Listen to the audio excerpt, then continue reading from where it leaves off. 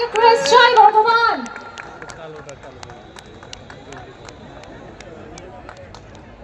পুরো স্টার কাস্টকে আমরা আমাদের সাথে পেয়ে গেছি এবং অনেকক্ষণ ধরে আমি বকবক করলাম, এবার শোনার পালা, দেখার পালা, আর অনেক কিছু।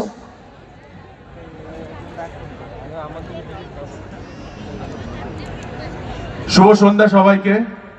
নীলপুর যুব উৎসবের এই মেলা প্রাঙ্গণে আমরা এসেছি, আমাদের হোক কলরবের পুরো টিম এসছে, দেখতেই পাচ্ছেন।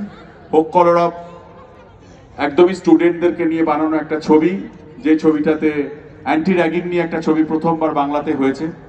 আপনারা সবাই জানেন, যারা পড়তে যায়, স্কুলে যায়, কলেজে যায়, ইঞ্জিনিয়ারিং পড়তে যায়, ডাক্তারি পড়তে যায়, বা যে কোনো প্রফেশনে যখন প্রথম ঢোকে, তখন সিনিয়ররা কি ধরনের তাদের উপর টর্চার করে। কেউ সেই টর্চার নিতে পারে, আবার অনেকে পারে না।